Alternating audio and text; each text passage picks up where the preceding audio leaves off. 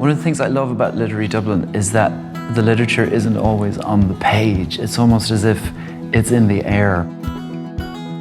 Dublin is really exciting at the moment for one reason, and that is that it's experiencing something of a second coming. There's a whole new wave of energy, new cafes, new restaurants. Music is part of Dublin's DNA too. When you're walking around the streets, it's like there's tunes everywhere. There's trad music or there's rock bands. One of the things you have to do when you're in Dublin is take a time out to sit down in an authentic pub, because Literary Dublin actually it emanates from these pubs. There's even a Dublin literary pub tour which spends about 2 or 3 hours taking you into the pubs where these great literary characters would have met. Other examples like the Little Museum of Dublin, where it's not going for huge, big artifacts and big, ancient treasures. It's just going for little tokens of Dublin during the 20th century.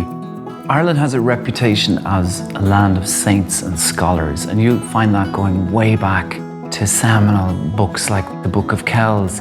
But it's really in the 20th century that Ireland's literary image has come to the fore. You think about authors like James Joyce, writers like George Bernard Shaw, Brendan Behan, and Patrick Kavanagh. All of these people lived and worked in Dublin. Even today, Dublin is one of only a handful of UNESCO World Cities of Literature. And you walk down the streets and you meet someone and they will say to you, "What's the story?" And it just shows you how important that conversation and telling tales is to Irish people and people in Dublin in particular. If you want to really get stuck into culture in Dublin, there's a couple of keystones that I'd recommend you visit. The Abbey is Ireland's national theatre. This is where the great plays and the great playwrights made their debuts. Just a couple of steps away, you have the Gate Theatre, which is vibrant today, but also has this tradition of bringing in international superstars. Then you have museums. You have places like the Chester Beatty Library, which is hidden away at the back of Dublin Castle. Once you peer into the cases, they just sort of bring alive whole other worlds.